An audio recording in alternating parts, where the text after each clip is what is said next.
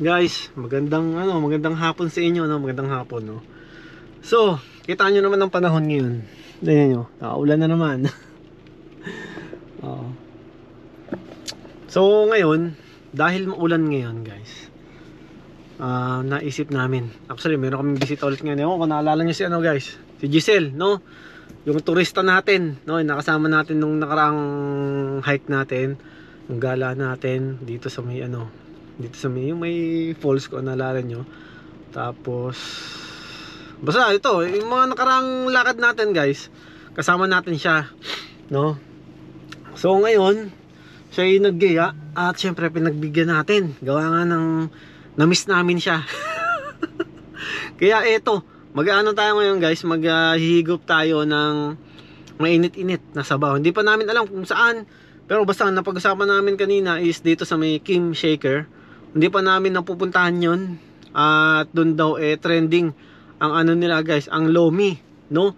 Yung meron pa, nakita ko nga sa TikTok, meron pang mga chicharon, gano'n. Basta masarap, no? Masarap. Doon hindi ko pa titikman, pero yun, base naman sa mga napapanood na sa TikTok yun. Sobrang ano raw, sobrang sulit daw at suwabe daw.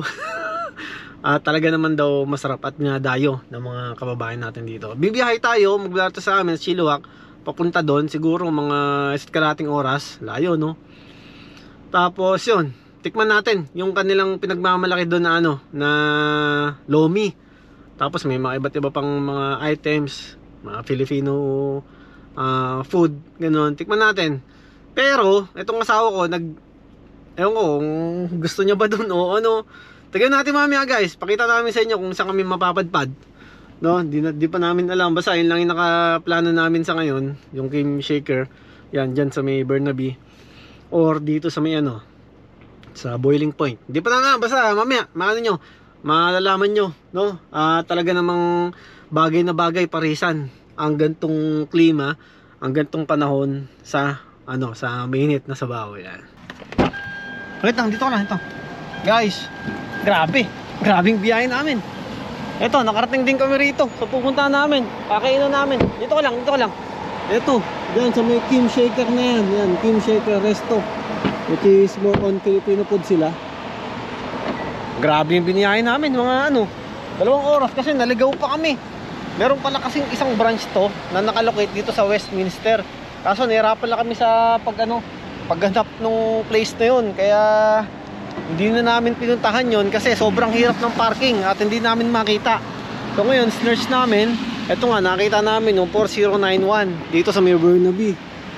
Yan. So kasalanan ko kasi nagkamali ako, guys, ng ano sa Google.